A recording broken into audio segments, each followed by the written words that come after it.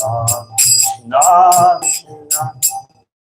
Hare Hare Hare Rama Hare Rama Rama Hare Hare Hare Krishna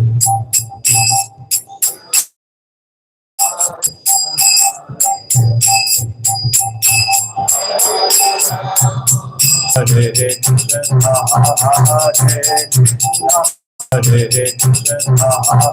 Hare Krishna Krishna Krishna Hare Hare Rama Hare Rama Rama Rama Hare Hare Hare Krishna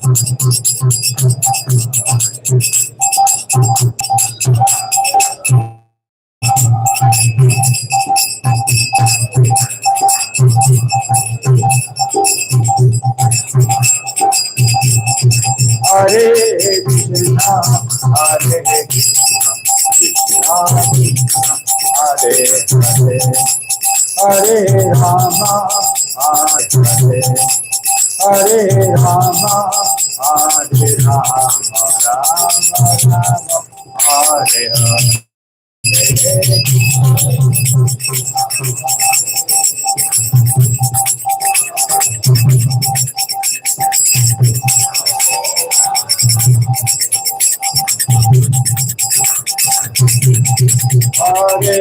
Krishna Hare Hare Hare Rama Rama Rama Hare Hare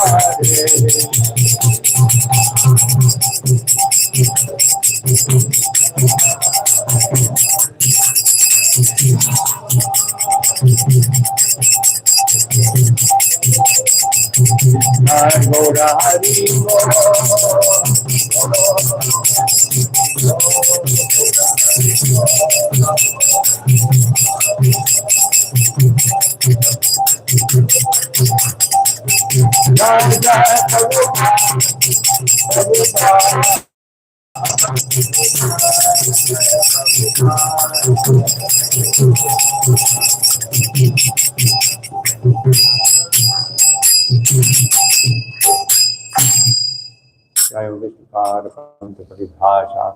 Ashtotar Prasad Bhaktivedanta Swami Maharaj Shri Prabhupada ki Ananta Koti Vaishnava Vindi ki Grantara Srimad Bhagavatam ki Jai Gaura Premanandi.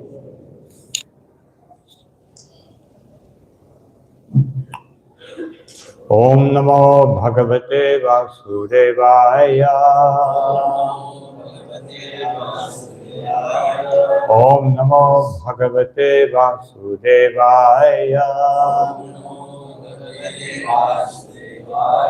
Om Namo Bhagavate Vasudevaya.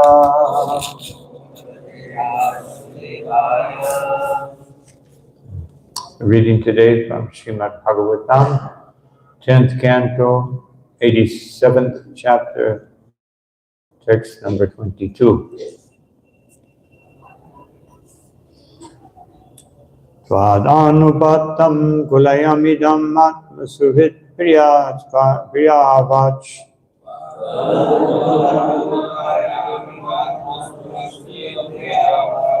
charanti kato mukhe tvaihita priyatmani cha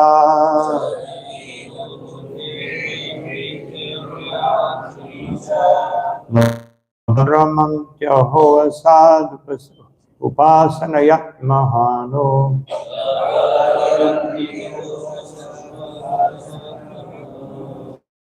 Yadanushaya Brahmantyurubaye Kusharira Bitta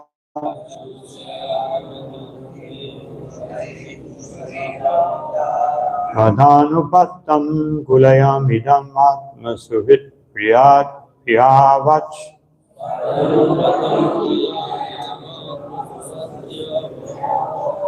Charanti Tatum Mukhe Tvahite Priyatmani Cha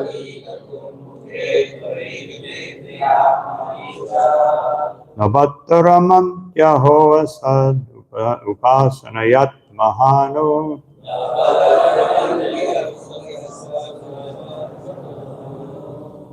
Yadanushaya brahmantyuru bhaye kusharira brita.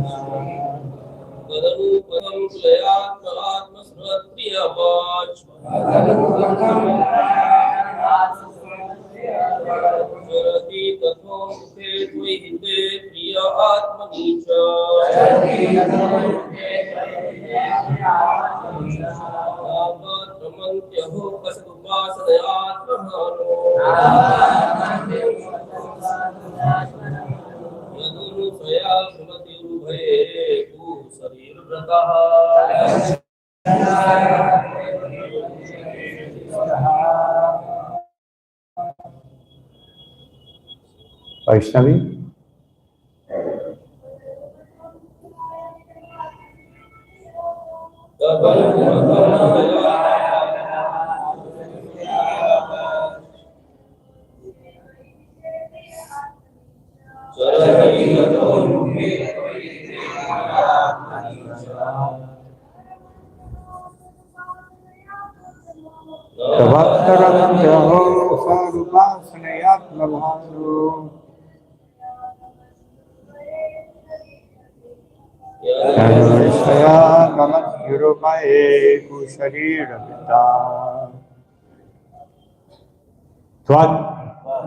You, anupatam, useful for serving.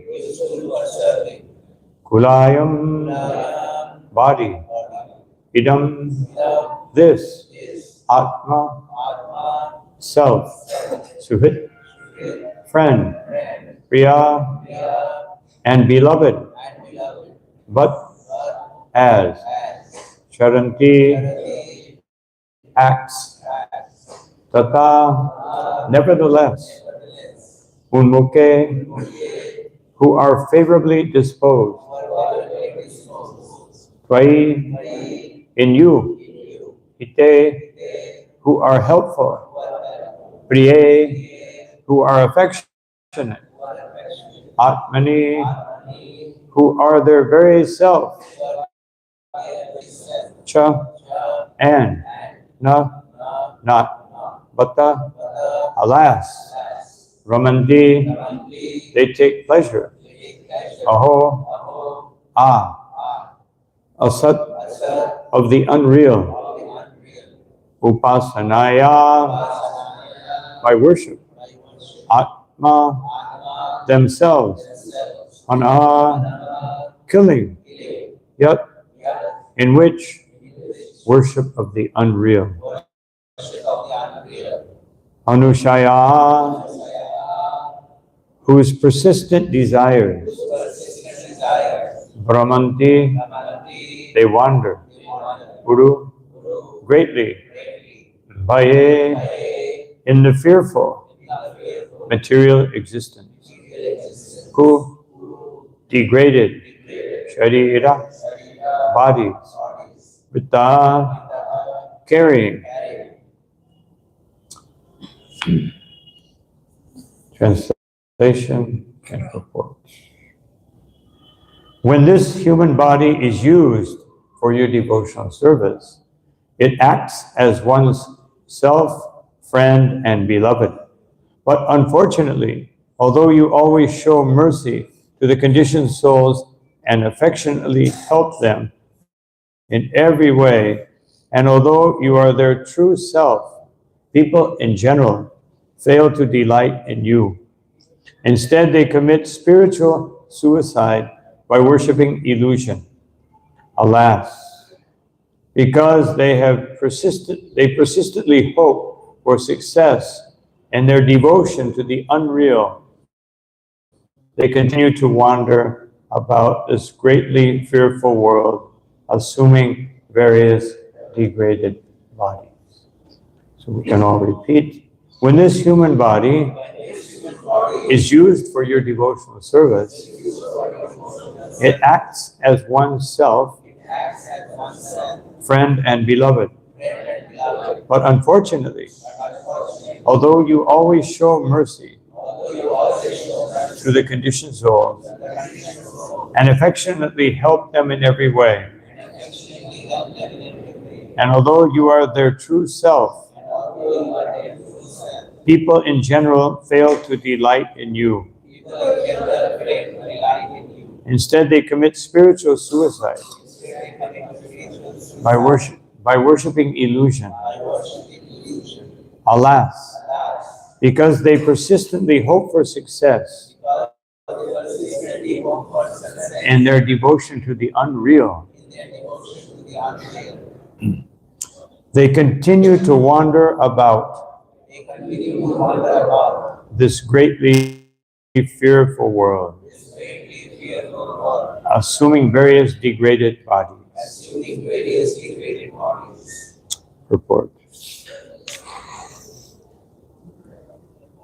The Vedas have strong words for those who choose to remain in illusion rather than to serve the all-merciful personality of Godhead. The Brihad Aranyaka Upanishad 4.3.15 states, Aramam asya pashanti natam pashati kaschana natam vidata ya ima jajan jusmakam antaram babuva niharina pavita jalpya chashutipa utkanta shashas charanti. Everyone can see the place where the Lord manifests himself in this world for his own pleasure, but no one sees him.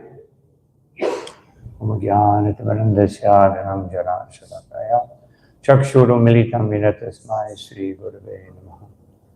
Chaitanya Manobhishtam Sapitam Yena Bhutale Swayam Rupakadahmatam Tadati Svaparantikam. Nama Om Vishnu Padaya Krishna Prestaya Bhutale Shrimate Bhakti Vedanta Swami Nityaname. Namaste Saraswati Deve Gauravani Pracharine Nirvishesha Shunyavadi Pastyatya Rishatarine. Jaya Shri Krishna Chaitanya Prabhu Nityananda Shri Advaita Gadadhar Shivasari Gaur Bhaktavinda Hare Krishna Krishna Krishna Hare Hare Hare Rama Rama Rama Hare Hare. So this is a famous verse from the Upanishad that it says you can see where the Lord has his pastime. You can see, we can see Vrindavan, we can see this place, we can go to Mayapur, we can go to Jagannath Puri. But unless we're spiritually capable, we can't see him. Which means that so many people come through here and they're seeing the deity, but they're seeing the deity as the giver of Varadan. Give me some blessings. Give me some benefits.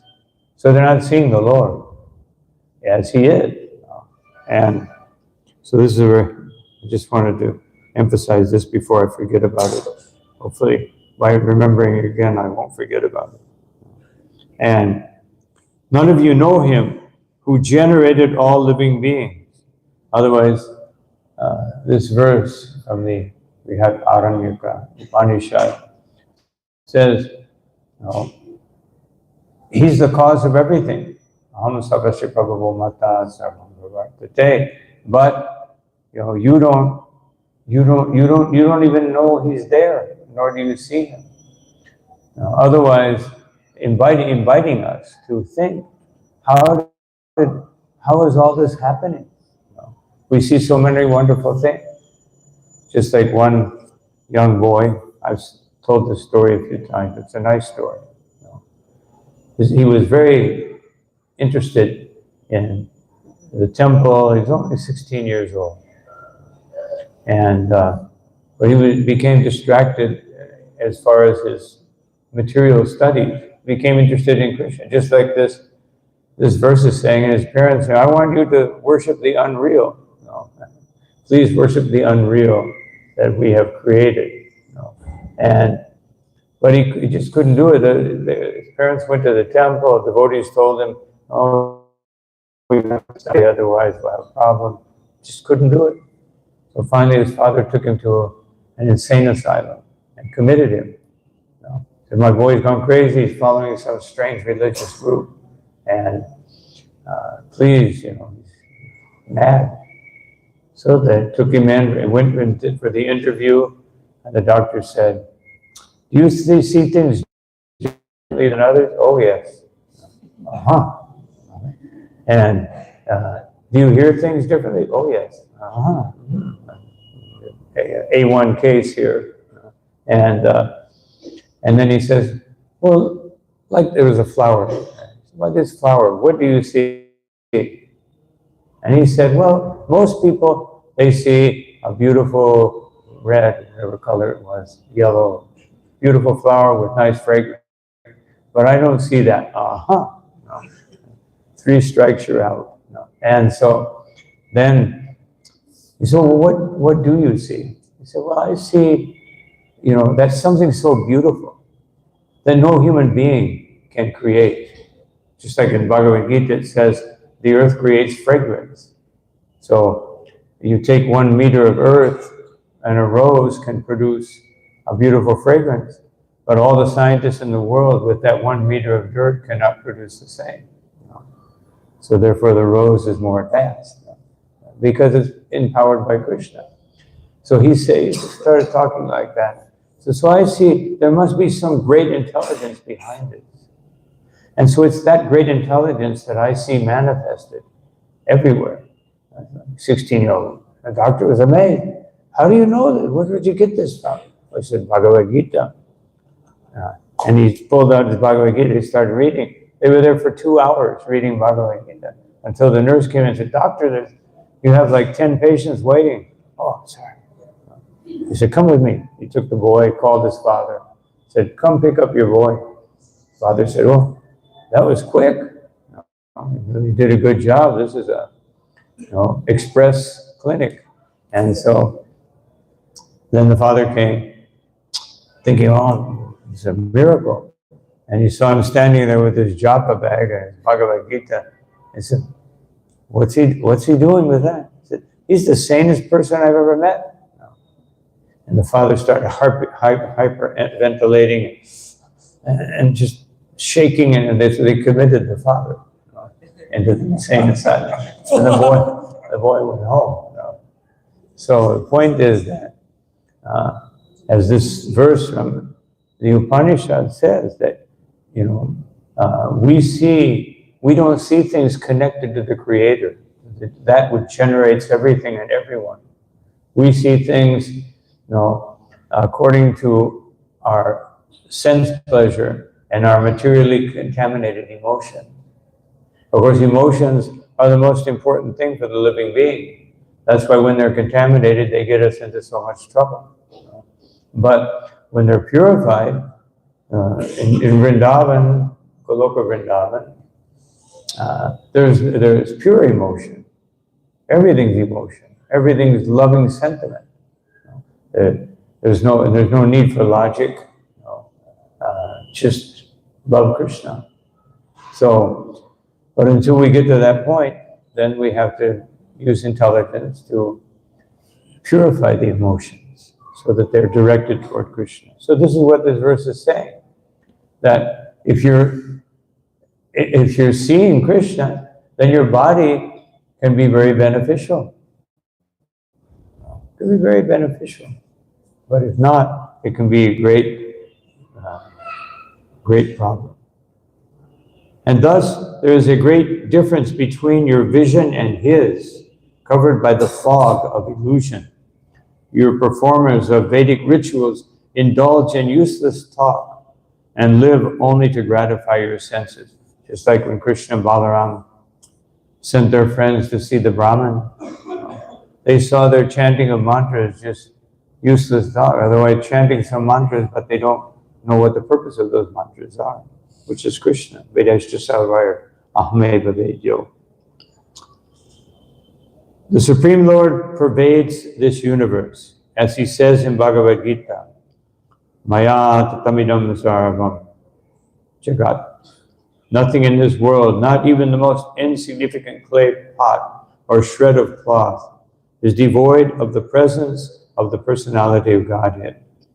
But because he keeps himself invisible to envious eyes, avyaktamurtina, materialists are misled by his material energy and think that the source of material creation is a combination of atoms and physical forces. Just like in the 16th chapter, Jagatahur. This whole universe, there's no control. Asatyam apachishtam. There's no absolute truth. There's no basis for anything. And everything, madhyat, kam, haitukam, everything is meant for sense gratification. We can see that. This guy was reading one medical article, and this person is supposed to be a naturalist and everything, and said, well, if you have this condition, you can eat this fish, and if you don't eat too much meat, just like they see the animals just like, some thing. And when they do that, I always say, do you have a dog? Well, why don't you eat him? It's just a thing. Why spend so much money just eating? And, then sometimes they wake up a little bit, otherwise they get mad because I'm insulting their dog. Displaying their compassion for such foolish materialists, the personified Vedas advise them in this prayer to remember the real purpose for which they exist, to serve the Lord, their greatest well-wisher, with loving devotion. The human body is the ideal facility for reviving one's spiritual consciousness. Its organs, ears, tongue, eyes, and so on are quite suitable for hearing about the Lord, chanting his glories, worshiping him, and performing all other essential aspects of devotional service. So, it says here, the body is ideal. Everything, when it's used for its proper purpose, is ideal. And so the body is ideal. You have a tongue for glorifying Krishna. You have ears for hearing about Krishna. You have a mind to think of Krishna. Just fix your mind, attach your mind to me, Krishna said. Otherwise, all through Bhagavad Gita, it says giving up attachment, and Krishna says, I want attachment. Attachment is good. Everything is real. Everything has reality, but it has to be directed to Krishna. So the body, Rinam Adyam Sulabam Sudhulabam. In the Bhagavatam, it says that the body is easily attained through evolution. Otherwise, it's easily, meaning it can be attained. There's no, and another meaning of Sulabam means you will attain it by an evolutionary process, not by qualification. By qualification, Sudurlabam. It's very difficult. By evolution, everybody will get it eventually. So it's no big deal. If you get it by evolution, anybody can do that. But Sudurlabam, but to get it by qualification, that requires some effort. And so it says that Plabam Kalpam Guru Karnadharam, that it becomes a very beneficial boat, a very auspicious boat, when when Guru Karanadhara, when the boat is, the captain of the boat is Sri Guru. Otherwise, the body becomes beneficial when it's under the guidance of the Parampara. And it's very beneficial. Otherwise, it's a big obstacle, which is the whole, more than the second part of this verse. This person who you should be worshiping, who is,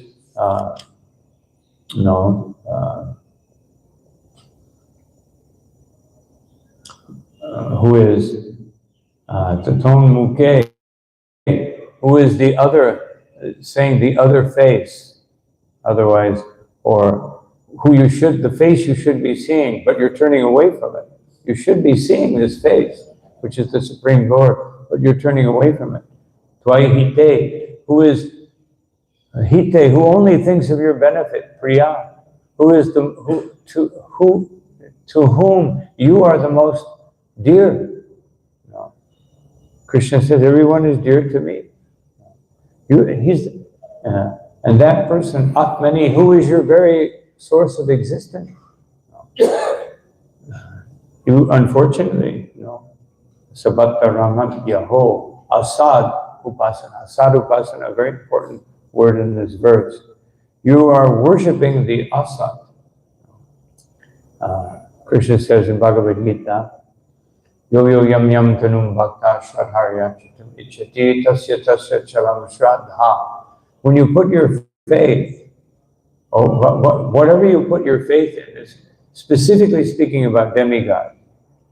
Otherwise, when you put your faith in the demigods, Krishna will give you full faith. Atashmita jnanam apohanam cha. He will make you remember that demigod and forget about him. But people aren't even so advanced to worship demigod. They worship money, they worship fame, they worship so many things, useless things, and dedicate their lives to it. Just like I've always been amazed. I had one professor of literature, and he had like 6 PhDs. And I said, so he was speaking to me one day. He said, I have 6 PhDs. I said, well, what good did it do you?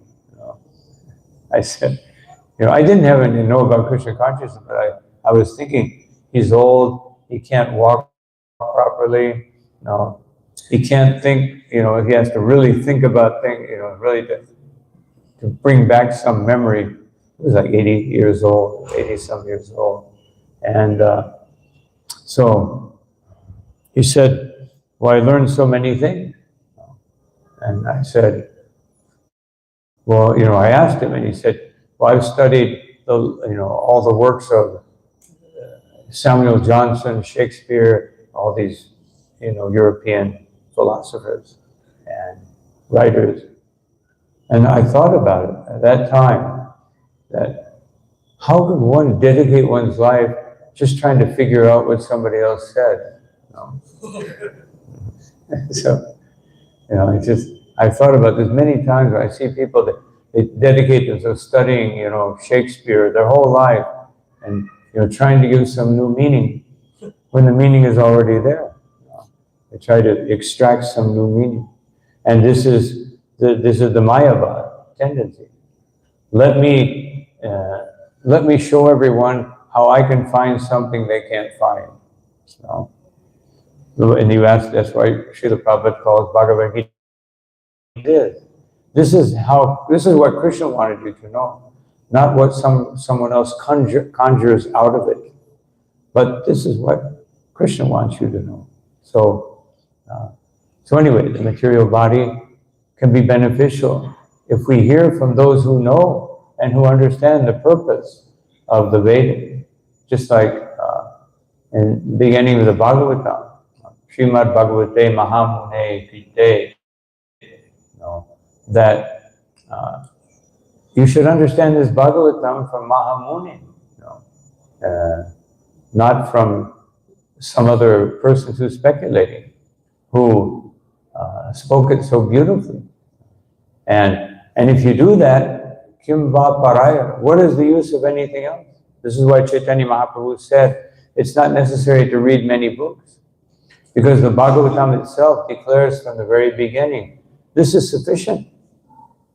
And Srila Prabhupada said many times, even Bhagavad Gita is sufficient to come to the point of surrendering to Krishna. But then when you surrender to Krishna, then what do? You serve Him. You don't just surrender and in a state of animation, I'm surrendered, but you serve Him. And the Bhagavatam guides us how to serve Him and how to avoid the obstacles that will appear in that service due to our conditioning. So anyway, so the Bhagavatam, Maya Anukolyena Navasvataritam. And Krishna speaking, he says, my instructions are like a favorable wind, and the sails of that boat is your hearing. You can capture that wind, and it will guide you to a very auspicious, Pumam Bhavadim. It will take you beyond the ocean of material existence, Sattare. But those who do not utilize this body for surrendering to the parampara and crossing the ocean, then Sa'atmahat, that they kill the soul. This is what's being studied, This is the killer of the soul. The Bhagavatam mentions this many times. In the beginning of the 10th canto, it says those who have not, who don't drink the nectar of this Bhagavatam, and Mano Viramat, and don't relish with their mind this wonderful message of the Bhagavatam to cure the disease of material existence, Bhava Roga, then Karutama Shloka Gunanuvada, and who relish the most wonderful praise of the greatest person. Who are those people? Pashubnat. They are killers of the animals and the killer of the soul. The killer of the soul is that person who doesn't take advantage. Just like I've mentioned many times, Srila Prabhupada said in the 12th chapter of Madhya Lila, and there's one verse, I can't remember which chapter it is, but it tells about the 6 upashakas, or the 6 weeds that can cover the bhakti lata. And one of them is jiva himsa. And Srila Prabhupada said jiva himsa means that you have the opportunity to give Krishna consciousness to someone and you don't take advantage of it. This is the worst violence you can commit. Worse than killing someone, because you're taking away this opportunity, this unique opportunity that has come about. How many devotees are there, and how many conditioned jivas that have never heard about Krishna are there? So if we don't take advantage of that, then we can be very, very unfortunate. So the purport continues. One's material body is destined to remain intact only for a short time, and so it is called kulayam, subject to dissolving in the earth, kao liyate. Nonetheless, if properly utilized, it can be one's best friend. When the false friend, distracting the bewildered living entity from his true self-interest, distracting the building from his false friend, this is distracting the bewildered living being from his true self-interest. Persons too much infatuated with their own bodies and those of their spouses, children, pets, and so on, are in fact misdirecting their devotion to the worship of illusion, asad upasana. It mentions here pets. I saw one, when you go into Google, you see all these articles. I saw one, what is your dog thinking? So I thought, okay, let's see what they have to say. They go through this whole intricate thing of these studies you know, to figure out what the dog is thinking. Well, what is the dog thinking? Give me food, you know. We know that from the Bhagavatam. You know. And you take any dog, you know, just like we had a dog in Colombia, Doberman, very fierce. Nobody could even get near him. They brought him to protect the farm. We couldn't even let him loose because he would attack anyone. You know. And so we every day gave him Mahaprasad. You know. And then he became very friendly. Of course, but we were giving him something to eat, but it was Maha, so it worked very quickly. You know. And he became very friendly. Actually, Somaka Swami told me that in Italy, they had one neighbor that had one of these dogs that jumps up, you know, when you go by, it just jumps up against the wall and barking, going crazy. And every day the devotees would come by and throw some halal over the door, you know. And after some time, the owner came to the temple with the dog. He said, take this dog, it's useless. You've been feeding, I don't know what you've been feeding him, but he doesn't bark anymore.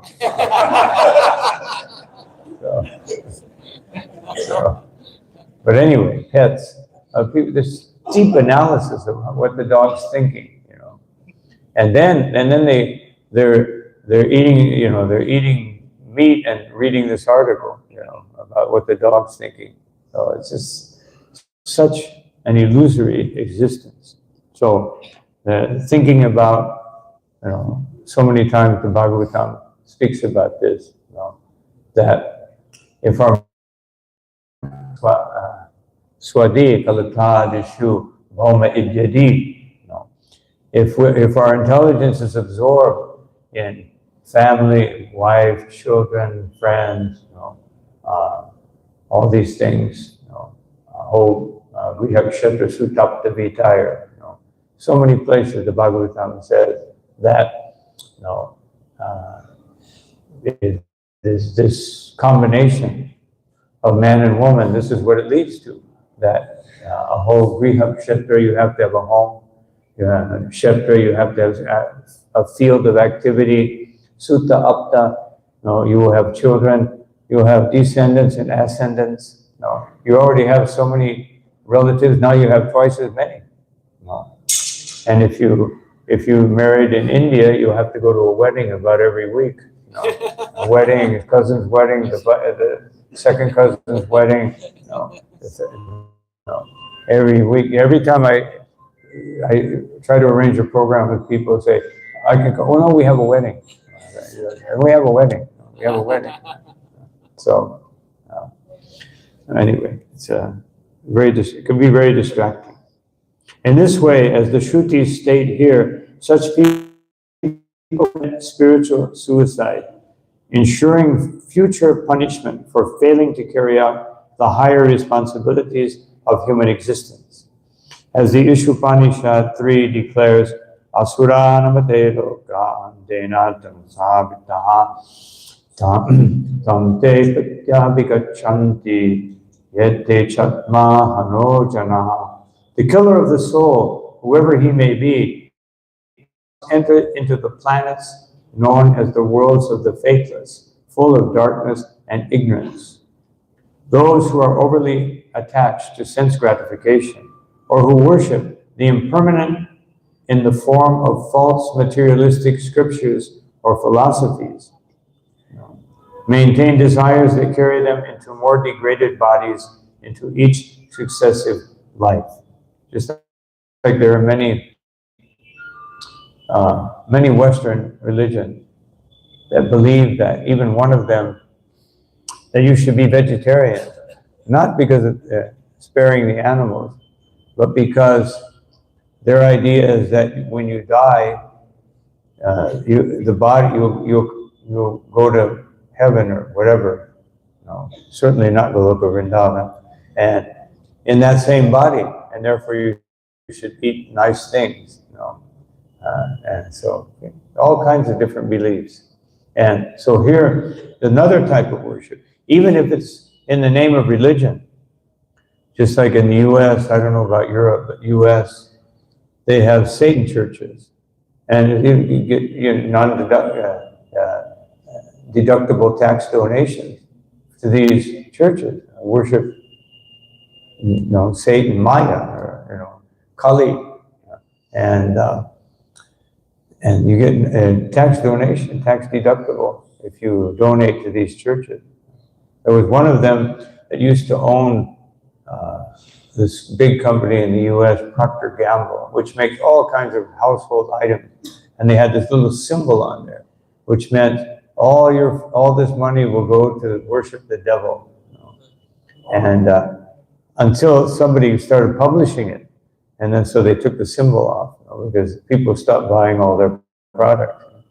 So whoever was in charge of that company was a devil worship, and providing products for every home, putting a little devil symbol in everybody's home.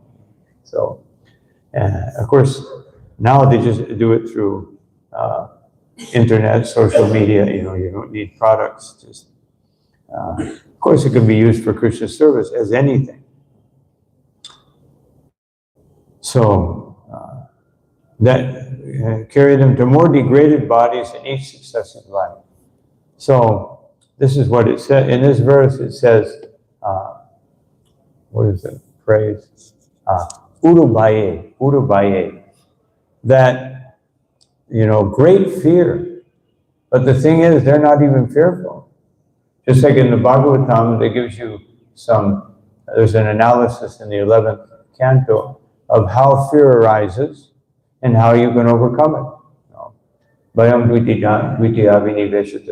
comes from worshiping the secondary cause, which is Maya. When you worship Maya, you become fearful. But here it says people are so foolish, they're not even fearful of that which they fear. Rather, they fear God. He's going to punish me. Therefore, let me do some little religious practice as an insurance policy, so they won't punish me. So they're fearful of God. Just like in many Western religions, they fear of God. This is real religion, to fear God. But the Bhagavatam is saying, no, you should fear material existence and love God. But they love material existence and fear God. That God is dangerous because He may too much. You get too religious, and I may have to give up something I like. So let me just enough. Just a quota, just my quota. And the Bhagavatam, just take your quota of matter and absorb yourself in Krishna. And the materialists, just take your quota of God, and indulge in matter. So the total opposite. Since they are entrapped in perpetually rotating cycle of samsara, their only hope for salvation is getting a chance to hear the merciful instructions spoken by the Supreme Lord's devotees. Srila Sridhar Swami prays, Tvai Atmana Jagannate Manmano Ramatami Ha Kada Mami Dvisham Janma Manusham Sambhavishyati. When will I receive a human birth in which my mind can take pleasure in you, who are the Supreme Soul and Lord of the universe? So he's already in a human body. But of course, being a humble, pure devotee, he's saying, when will I get a body which will allow me to do this, instead of being absorbed in sense gratification? So when do we get that body? When our consciousness is absorbed in Krishna. You don't have to change, You don't, people sometimes think, even in devotional service, this is so difficult.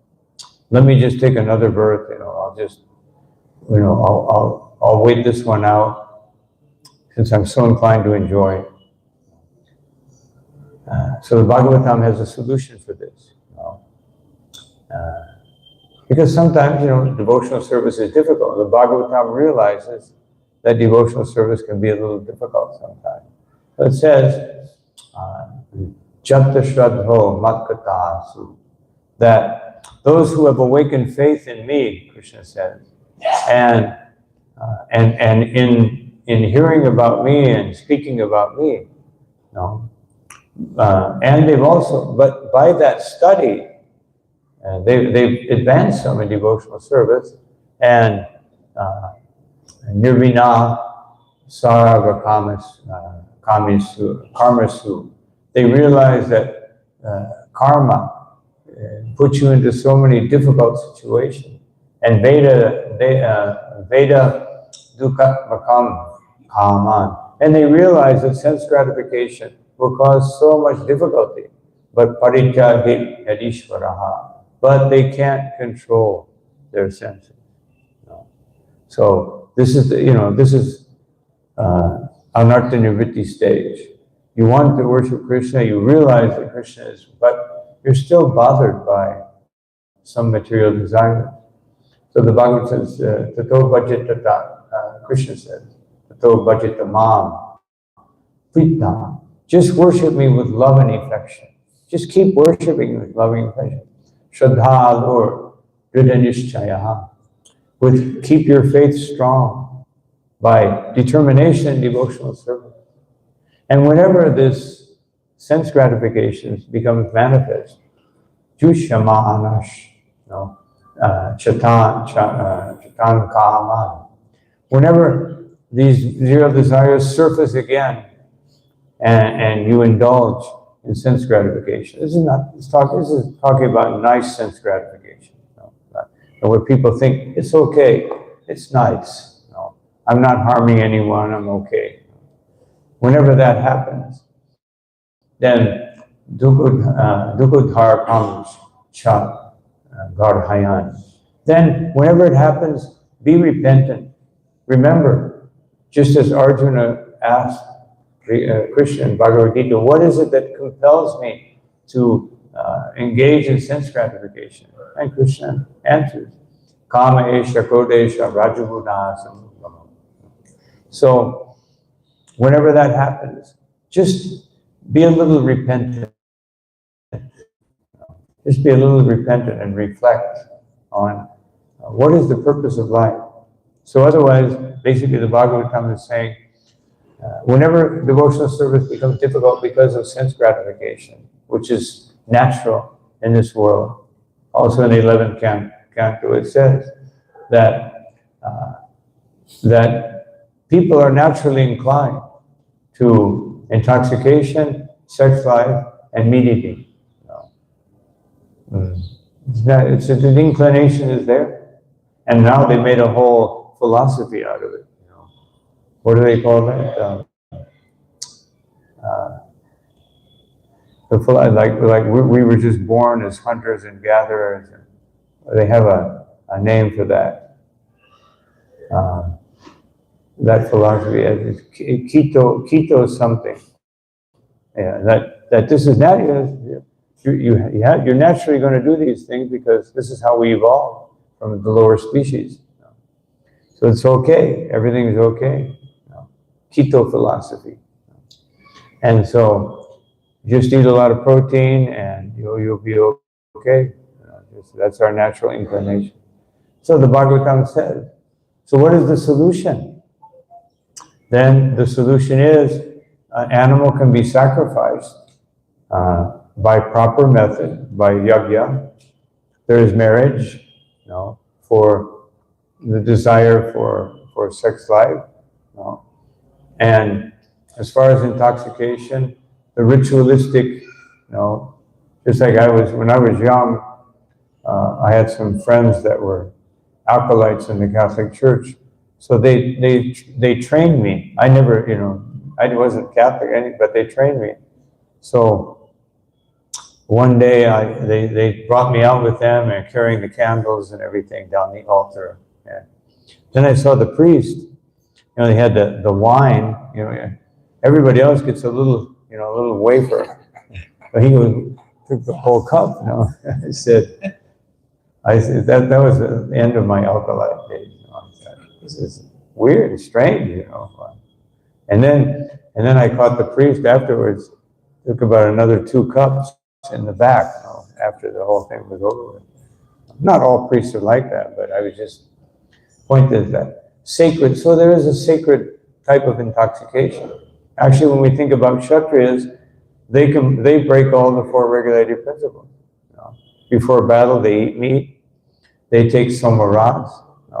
They can have relationships to protect other ladies. Of course, they're supposed to protect them, not just one time, but for the rest of their life. And so, they gamble. So, but it's regulated. It's not every day unlimited quantity like people in this world. It's a regulated thing. They can do it certain times because they have these great, powerful bodies, and real kshatriyas, not weightlifters, but real kshatriyas, fearless. So they have these. They do, of course, Vaishnav kshatriyas. They wouldn't do this, all these things. But this was the kshatriya code. But a devotee, we refrain from these things. But how do we do it? So the Bhagavatam recommends we just worship Krishna, and direct everything to Krishna. This is the whole purpose. The previous verses were all speaking about, surrendering, entering into the ocean of bliss. But basically it was to escape misery. Therefore, this verse comes back to remind us of the misery that can be caused by the material body. Then that will go on for a little while, and then again it encourages us. We told you what to do to get rid of misery, but it's not really to get rid of misery. No, the last part of this chapter tells us it's actually to glorify the Supreme Personality of Godhead. Getting rid of misery is it's natural thing to do, but it's not the purpose of spiritual life. It's a byproduct. Purpose is to please Krishna. So, and if we do that, then the body becomes a friend. Otherwise, it's an obstacle. So these are some thoughts on this verse. I'll stop here. Any comment or question?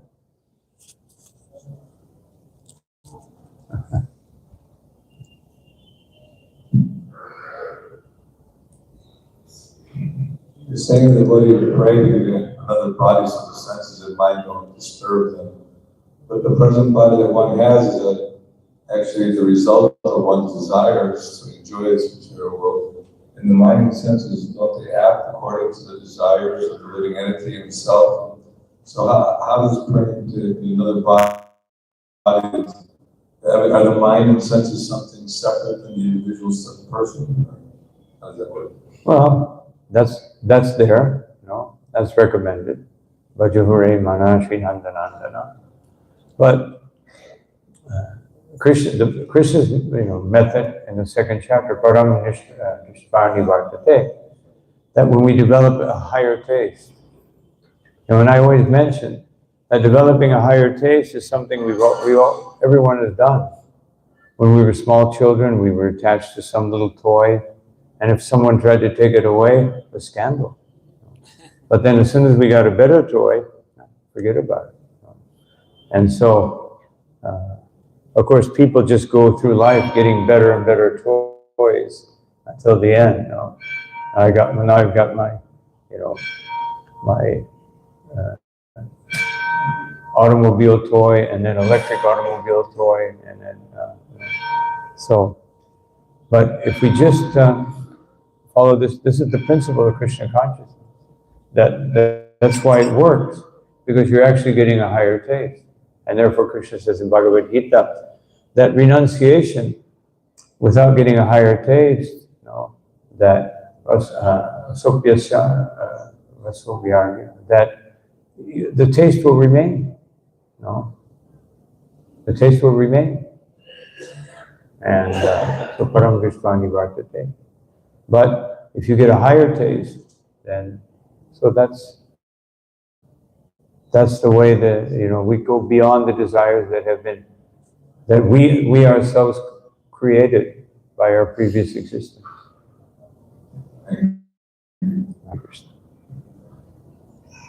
Any other comment or question? Because actually we spoke about Krishna. It comes from Krishna. Krishna gives us a higher taste. Yes. If we do all these things that is right, Krishna's and our acharyas, the taste is coming from Krishna himself. Yes. Yes. Yeah. Thank you. Anyone else? In the background. So I was thinking, or just like you mentioned, that like without this particular statement, the fear of God is the beginning of wisdom. So, is there anything really wrong with that statement? Like they mentioned, fear of God is the beginning of wisdom, it's a common statement. Is something wrong with that statement? You see the opposite in our tradition. If we fear God, how can we, relate to God? So here is a common statement that is very paramount. Well, fear of God is also there in the Vedic tradition, in the sense that the first step, the neophyte devotee will fear God. They're afraid that, that I'll be punished because they have so many bad habits. But then, as they advance to the Madhyam stage, everything is a sense of duty. I must do this because this is what Krishna tells me to do. And after we do that and become fixed, then the Uttamadikari, I want to please Krishna. Not that I must please Krishna, I want to please Krishna. Because I've developed that taste by chanting, by hearing, by serving. And then it becomes love of God. So fear of God, duty before God, and then love of God. It happens organically. Yeah. Yes. It can happen in one life, although it doesn't always happen in one life. But Krishna will take care of it. Yeah. Thank you, Maharaj. So when we're reading in the purport that there is worshiping Krishna and worshiping illusion. So on one end we have worshiping Krishna with sincerity, but being aware of our frailties and weaknesses. But on the other hand, you have worshiping illusion, but thinking we are worshiping Krishna, which also can happen where there is absolute lack of awareness. So how do you then get back if we don't have the openness to really understand, we don't have the awareness, the bias? How do we get to that point? How do we really identify, like I have the bias and I'm not really able to understand if I am worshiping Krishna versus I'm worshiping illusion? Well, if you're worshiping Krishna, then we feel, if we're worshiping Krishna and chanting properly, Chetodarpana Marjana Bhava Mahabhavanam, that the gross material desires will be cleared away, and Bhava Mahadvagni Nirvakanam, and also the subtle material desires, and then Shreya Kairava Chandra Dharanam. Then everything becomes auspicious. And then we can't give up the holy name. And then Anandam Buddhi Vardhanam. So we'll know by that. Then that bliss expands and expands more and more. And then Patipadam Pratamina, then it becomes nectar at every step. It's not just I'm feeling better, but it's nectar. And then Sarvatma Snapanam, I'm totally immersed. Just like it said, immersed in one of the previous verses, immersed in an ocean of bliss. So it's pretty easy to see if that's happening. It's not, if I'm wondering, am I in bliss or not? And most likely not. So, Hare Krishna. So, okay. I understand Maharaj mentioned that when we eat meat, we treat animals as things, right? Mm-hmm. But I was also thinking that, for example, if we drink milk, right? But we do not give care to the cow. Like it was traditional in Indian society, right? That the cow is like a family member. So I understand that this is also like treating the cow as a thing. We separate the product from when we fed mother cow. Is that correct? Well, of course, I've been on a campaign to try to make the devotees aware not to see the cow as a milk machine, but to see the cow as a mother, and therefore take care of her properly and love her as a mother, And, but yes, some people have that lack of compassion, that they see the cow very special, which she is, and then they don't have compassion for other animals. So a devotee, just like we see, Jad Bharat had compassion for the ants. The Jains have compassion for the germs. So, of course, I think it's more trying not to incur in sinful activity than compassion. But in any case, as we develop in devotional service, every living entity becomes worshipable. Just like Vasudeva, the Vasudev leper, after he was purified, he would, if a worm fell out of his body, he would take it and put it back. He hasn't finished eating. So that's real compassion. And so yes, we want to get to the point of full compassion and take into account everyone and everything. The plants, even any aspect of matter, the earth planet itself. Not instead of offering the earth plastic, we should offer the earth everything that we can, so that show our respect for Mother Earth, Mother Cow. Hare Krishna. I have seen on our environment, for example, actually, how, because the cows are eaten, then no living entities are harmed, all living entities can live in harmony together. So my experience was that this example of your family is how all the living entities are treated with compassion. Because everyone can live together, no one is killed unnecessarily. So I understand Shloka, that's why I'm encouraged to live on the land, agricultural production, so that everyone lives in harmony. Well, Krishna also. Krishna and Balaram, they, by example, not just by speaking about it, but their example was they worship the cows, worship the earth, and they're the creators of it, and still they worship. Sometimes we think, if something belongs to me, I can do what I want with it. It's like sometimes people say to me, don't worry, I'll pay for it. I say, well, this is yours, this money belongs to you. Otherwise, we should understand everything belongs to Krishna. Not that I have my money, and so, I was telling one devotee, so I'll pay for it. I said, no, but it's a waste. We don't want to waste Krishna's resources. Use them carefully. So yes, very good point. So I think we'll have to stop here as the time factor has entered. Thank you all very much for your kind attention. Srila Prabhupada ki jai, Ananta Koti Vaishnava Vrinda ki jai, Jai Gaura Premanandi. Srila Prabhupada.